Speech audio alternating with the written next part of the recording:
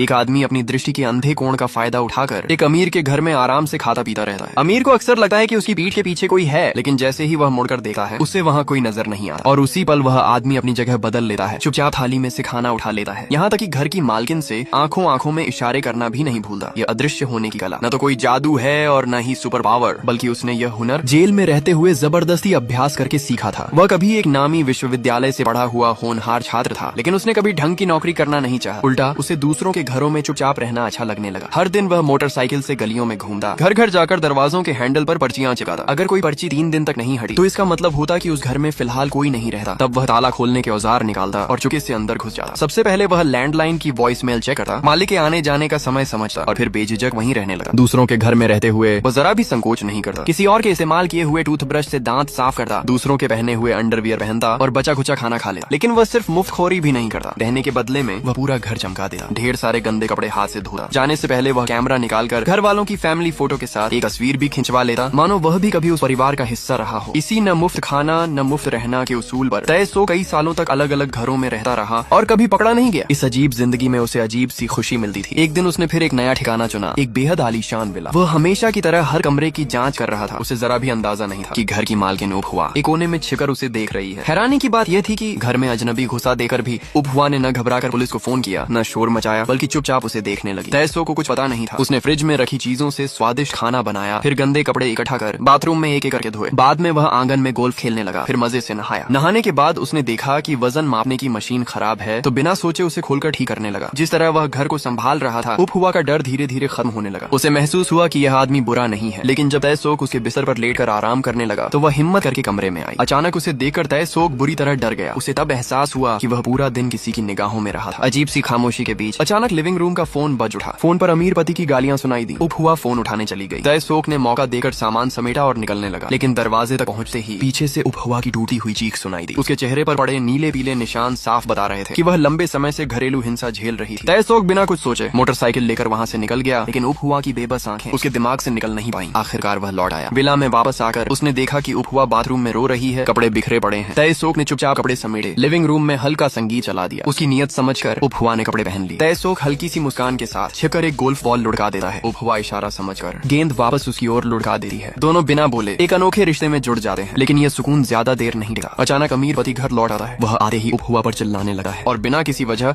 उसे थप्पड़ मार देता है। यह देख खिड़की के बाहर छिपा तैसोक भड़क उठा है। वह आंगन से गोल्फ क्लब उठाता है और जानबूझकर आवाज करता है। अमीर उसे देखकर फोन निकालकर पुलिस बुलाने लगा है, लेकिन कॉल लगने से पहले ही तैसोक गोल्फ क्लब चला देता है। चीखों के बीच अमीर जमीन पर तड़पने लगा है। उपहुआ की विनती पर तैसोक हाथ रोकता है। फिर वह मोटरसाइकिल स्टार्ट करता है। उपहुआ सब समझ जाती है। एक पल पति को देखती है और फिर बिना पीछे देखे तैसोक के साथ मोटरसाइकिल पर बैठ जाती है। रात के अंधेरे में दो अकेली आत्माएं आखिरकार बंधनों से मुक्त हो जाती हैं और अनजान रास्तों की ओर निकल पड़ती हैं। इसके बाद वे शहर के कोनों में भटकने वाले साथी बन जाते हैं। दिन में पर्चियां चिपकाते हैं, रात में खाली घर ढूंढते हैं। काम बटा हुआ है। तैसोक खाना बनाता और चीजें ठीक करता है। उपहुआ कपड़े धोती और घर सहेजती है। बातें कम होती हैं, लेकिन समझ गहरी होती है। हर बार निकलने से पहले उपहुआ तैसोक के पास आकर घर वालों की फैमिली फोटो के साथ एक तस्वीर जरूर खिंचवाती है। लेकिन यह शांत जिंदगी ज्यादा दिन टिकने वाली नहीं थी। उस रात उन्होंने फिर उसी तरीके से एक और घर में घुस बैठी। दीवार पर लगी तस्वीरों से साफ पता चलता था कि घर का मालिक एक ताकतवर बॉक्सर है। फोन की वॉइसमेल से मालूम हुआ कि वह परसों तक वापस नहीं आएगा। ये जानकर दोनों निश्चिंत हो गए और वहीं रहने लगे। तैसोक ने उपहुआ के बाल छोटे कर दिए और उपहुआ ने कैमरे से तैसोक की कुछ तस्वीरें खींच ली। फिर दोनों सोफे पर बैठकर बॉक्सिंग की वीडियो देखने लगे और घर में रखी विदेशी शराब से 2-3 जाम भी लगा लिए। नशे की हल्की चढ़ान में पता ही नहीं चला और दोनों वहीं सो गए। लेकिन उन्हें जरा भी अंदाजा नहीं था कि बॉक्सर अपनी पत्नी के साथ समय से पहले ही घर लौट आएगा। दरवाजा खोलते ही उसने बिस्तर पर 2 अजनबियों को देखा। गुस्से से भरा बॉक्सर तुरंत दस्ताने पहन लेता है और तैसोक पर मुखों की बारिश कर देता है। जब तक उसकी पत्नी आकर बीच बचाव नहीं करती वह मारता ही रहता है। पत्नी ने समझाया कि घर से कुछ भी चोरी नहीं हुआ है। तब जाकर बॉक्सर रुका। थोड़ी बहुत डांट फटकार के बाद उसने दोनों को जाने दिया। इस घटना के बाद मानो तैसोक की किस्मत ही खराब हो गई। एक दिन वह सड़क किनारे रस्सी से बंधी एक गेंद से खेल रहा था, लेकिन जोर पर काबू न रख सका और गलती से गेंद एक राहगीर के सिर पर जा लगी, जिससे उसका सिर फट गया। किस्मत अच्छी थी कि आसपास कोई कैमरा नहीं था, वरना वह वहीं पकड़ा जाता। लेकिन मुसीबतें यहीं खत्म नहीं हुई। अगले दिन काफी मशक्कत के बाद उन्हें एक खाली घर मिला। जैसे ही दरवाजा खोला अंदर का नजारा देखकर दोनों सन्न रह गए। बेडरूम में एक बुजुर्ग आदमी की लाश पड़ी थी। तैसोक ने तुरंत दरवाजा बंद कर वहाँ से निकलना चाहा, लेकिन उपहुआ के मन में दया आ गई। उन्होंने नंबर ढूंढकर बुजुर्ग के बेटे से संपर्क करने की कोशिश की, लेकिन फोन नहीं लगा। वॉइसमेल से पता चला कि वह अभी 1 महीने बाद लौटेगा। मजबूरन दोनों ने आंगन में गड्ढा खोदा और बुजुर्ग को दफना दिया। फिर पूरा घर अच्छी तरह साफ किया, तभी जाकर निश्चिंत होकर वहाँ रहने लगे। लेकिन अगली ही सुबह जब दोनों खाना खा रहे थे, दरवाजे पर जोर जोर से दस्तक हुई। बुजुर्ग का बेटा अचानक वापस आ गया था। घर में 2 अजनबियों को देखकर और पिता को गायब आकर उसने उन्हें कुछ भी समझाने बताने का मौका नहीं दिया और सीधे पुलिस को फोन कर दिया। जल्द ही दोनों को थाने ले जाया गया। थाना प्रभारी ने तैसो के बैग से कैमरा निकाला और उसमें भरी अनगिनत फैमिली फोटो देखी। उसके लिए ये साफ सबूत था कि वे आदतन घरों में घुसपैठ करते हैं, इसलिए उसे शक हुआ कि बुजुर्ग की हत्या इन्होंने ही की है। पूछताछ के दौरान दोनों चुप्पी साधे रहे। आखिरकार प्रभारी ने सख्त तरीका अपनाया। मारपीट के बाद तैसोक ने दफनाने की जगह बता दी। पुलिस ने शव निकाल लिया। पोस्टमार्टम रिपोर्ट में सामने आया कि बुजुर्ग की मौत फेफड़ों के कैंसर से हुई थी। आगे की जांच में यह भी पता चला कि तैसोक जिन जिन घरों में गया था वहाँ से बस थोड़ा बहुत खाना ही खाया था, कोई कीमती सामान नहीं। फिर भी प्रभारी उसे छोड़ने को तैयार नहीं था, क्योंकि गुमशुदा लोगों की सूची में उपहुआ का नाम दर्ज था और उपहुआ लगातार चुप थी। इसलिए उसे शक हुआ कि तैसोक ने उसका अपहरण किया है। उसने तुरंत शिकायतकर्ता से संपर्क किया। जब उपहुआ का पति थाने पहुंचा तब जाकर पुलिस को पता चला कि उपहुआ अपनी मर्जी से तैसोक के साथ गई थी। आखिरकार तैसोक को सिर्फ अवैध रूप से घर में घुसने का दोषी ठहराया गया और उपहुआ को उसका अमीर पति जबरदस्ती घर ले गया। विला लौटने के बाद उपहुआ हर समय चुप और उदास रहने लगी। पति ने माफी मांगी लेकिन उसने कोई जवाब नहीं दिया। इससे पहले से ही खुन्नस में भरा अमीर और ज्यादा गुस्से में आ गया। तैसोक से बदला लेने के लिए उसने चुपके से थाने के उसी प्रभारी से संपर्क किया। मोटी रिश्वत देकर उसने तैसोक को एक पुल के नीचे बुलवाया। जमीन पर कुछ गोल्फ बॉल रखकर, ठीक वैसे ही जैसे कभी तैसोक ने उसे मारा था। उसने गोल्फ क्लब से तैसोक को बेरहमी से पीटा। इसके बाद प्रभारी ने अधमरे तैसोक को उठाया और उसे हवालात ले जाने लगा। उसकी जान मुश्किल में थी और इसी झड़प के कारण उस पर पुलिस पर हमला करने का आरोप भी जुड़ गया। नतीजा ये हुआ कि उसे सीधे जेल भेज दिया गया। जेल में पहुंचकर तैसोक टूटा नहीं, बल्कि वहीं उसने अदृश्य होने की कला पर काम शुरू किया। उसने पाया कि इंसान की दृष्टि सीमा सिर्फ 180 डिग्री होती है। अगर इस दायरे से सही तरीके से बाहर रहा जाए तो इंसान के सामने होते हुए भी नजर नहीं आता। पहली बार उसने जानबूझकर सेल के कोने में छिपकर प्रयोग किया। जब जेलर खिड़की से झांका तो उसे तैसोक दिखाई नहीं दिया। दरवाजा खोलते ही उसे एहसास हुआ कि उसके साथ चाल चली गई है। गुस्से में उसने तैसोक को जोरदार थप्पड़ मारा, लेकिन तैसोक के चेहरे पर एक संतुष्ट मुस्कान थी, क्योंकि उसका अनुमान सही साबित हो चुका था। अगले दिन जब यूजिंग निरीक्षण के लिए आया तो उसने देखा कि तैसोक फिर से गायब है। यूजिंग को लगा कि वह हमेशा की तरह किसी कोने में छिपा होगा, लेकिन उसने पूरा सेल छान मारा और कहीं भी तैसोक नहीं मिला। जब वह मुड़कर किसी और को बुलाने ही वाला था तभी उसकी नजर दीवार पर पड़ी। तैसोक तो दीवार पर चढ़ा हुआ था। खुद को मूर्ख बनता देख यूजिंग गुस्से से आग बबूला हो गया और तैसोक को फिर से बुरी तरह पीट दिया। लेकिन तैसोक को इसमें भी अजीब सी खुशी मिल रही थी। उसे यकीन हो गया था कि अगर वह अपने कदमों और चाल को पूरी तरह साध ले तो वह सच में बिना किसी को पता चले गायब हो सकता है। कई महीनों की कड़ी मेहनत के बाद आखिर वह दिन आया जब उसके अभ्यास की असली परीक्षा होने वाली थी। उस दिन तैसोक अचानक गायब हो गया। यूजिंग ने देखा कि वह फिर नहीं दिख रहा तो अंदर आकर उसे ढूंढने लगा और तैसोक बिल्कुल खामोशी से उसके पीछे पीछे चलता रहा। पत्थर से बने उस सेल में यूजिंग को वह कहीं नजर नहीं आया। तैसोक को लगा कि वह आखिरकार सफल हो गया है, लेकिन तभी जमीन पर पड़ी उसकी परछाई उसकी मौजूदगी का सबूत बन गई। नतीजा एक बार फिर जबरदस्त पिटाई। मुझे और अभ्यास करना होगा, कैमरों पर ध्यान देना होगा और इंसानों की मानसिकता पर भी। तू एकदम हरामी है। जेलर का यह वाक्य तैसोक के दिमाग में बिजली की तरह कौंध गया। उसने अपनी हथेली पर एक आंख का निशान बना लिया और उसे जेलर की नजर का प्रतीक मान लिया। अब वह सिर्फ चाल ही नहीं बल्कि जेलर की सोच भी समझने की कोशिश करता। वह उसके चलने के अंदाज की नकल करता, उसके अगले कदम का अंदाजा लगाता और कोशिश करता कि उसका शरीर और दिमाग पूरी तरह सामने वाले के साथ तालमेल में रहे। दिन प्रतिदिन के अभ्यास से तैसोक की अदृश्य कला और भी निखरती चली गई। एक दिन जब जेलर निरीक्षण के लिए आया तो तैसोक फिर गायब था। गुस्से में वह सेल का दरवाजा खोलकर अंदर घुसा, लेकिन हर कोना छानने के बाद भी उसे कोई नहीं मिला। तभी अचानक तैसोक ने पीछे से आकर एक जोरदार घूंसा मारा और जेलर जमीन पर गिर पड़ा। उस घटना के बाद कोई भी जेलर उसे परेशान करने की हिम्मत नहीं करता। कुछ महीनों बाद तैसोक की सजा पूरी हुई और उसे रिहा कर दिया गया। जेल से बाहर निकलते ही उसका पहला इरादा था उन लोगों से बदला लेना जिन्होंने कभी उसे नुकसान पहुंचाया था। एक अंडरग्राउंड पार्किंग में वही कप्तान जिसने उसे फंसाया था, जैसे ही गाड़ी पार कर बाहर निकला एक गोल्फ बॉल उसके पैरों के पास लुढ़क आई। वह कुछ समझ पाता उससे पहले ही उसके पेट पर जोरदार वार पड़ा। इसके बाद एक के बाद एक गोल्फ बॉल्स उस पर गिरती रहीं जब तक वह बेहोश हुआ। उसे यह तक पता नहीं चला कि उस पर हमला करने वाला आखिर था कहाँ। कप्तान से हिसाब चुका करने के बाद तैसोक उस बॉक्सर के घर पहुंचा जिसने कभी उसे पीटा था। बॉक्सर को घर में कुछ अजीब सा महसूस हुआ, लेकिन चाहे जितना ढूंढा उसे कोई नहीं मिला। बस दीवार पर लगी तस्वीरों पर 2 सफेद स्टिकर चिपके दिखाई दिए। इतना देकर ही वह डर गया और दोबारा कुछ करने की हिम्मत नहीं की। दोनों दुश्मनों से बदला लेने के बाद तैसोक के दिल में सिर्फ एक ही चाह बची थी, उपहुआ के पास लौटना। रात के सन्नाटे में वह चुपचाप अमीर की विला में घुस गया। अमीर को भी जल्दी ही कुछ गड़बड़ महसूस हुई। वह गोल्फ क्लब लेकर पूरा घर छान मारता रहा, लेकिन उसे कोई नहीं मिला। क्या वही आदमी है? उसी पल उपहुआ ने एक साया तेजी से गुजरते देखा। वह समझ गई कि तैसोक लौट आया है। जब अमीर गहरी नींद में सो गया तो उपहुआ चुपचाप लिविंग रूम में आई। उसे तैसोक दिखाई नहीं दिया, लेकिन वह जानती थी कि वह यहीं कहीं है। जैसे ही वह आईने के सामने पहुंची, आईने में वह जाना पहचाना चेहरा उभर आया। उपहुआ के चेहरे पर लंबे समय बाद एक सच्ची मुस्कान खेल उठी। दोनों बिना शब्दों के नजरों से ही अपनी यादें बांट रहे थे कि तभी अमीर गोल्फ क्लब लेकर सतर्कता से बाहर आया। उसे बस आईने के सामने खड़ी अपनी पत्नी दिखाई दी। उपहुआ ने मुड़कर कहा, मैं तुमसे प्यार करती हूँ। अमीर को लगा कि उसकी पत्नी आखिरकार फिर से उसकी हो गई है। वह खुशी खुशी उसे गले लगा लेता है, लेकिन उसे जरा भी अंदाजा नहीं था कि उसका हाथ चुपचाप पीछे खड़े तैसोक की ओर बढ़ रहा है। उस दिन के बाद से उपहुआ के चेहरे पर हमेशा खुशी रहने लगी। हर दिन मेज पर स्वादिष्ट खाना सजा होता। खाते समय अमीर को अक्सर लगा कि उसके पीछे कोई है, लेकिन हर बार मुड़ने से पहले तैसोक अपनी जगह बदल लेता और मौका मिलते ही उसकी थाली से खाना उठा लेता। साथ ही उपहुआ से नजरों में नजरें डालकर प्यार जता देता। तुम आजकल इतना क्यों मुस्कुराती रहती हो? क्या तुम्हें इतना अच्छा अच्छा लग रहा है। जब अमीर दफ्तर चला जाता तो तयसुख शरारत से उपहुआ के पीछे आ खड़ा होता। उपहुआ समझ जाती, बाहें फैला देती और धीरे धीरे पीछे हटे हुए उसे दीवार तक ले जाती। लेकिन अजीब बात यह थी कि जब दोनों एक साथ राजू पर खड़े होते तो सुई शून्य पर जाकर रुक जाती। यहीं पर फिल्म समाप्त होती है।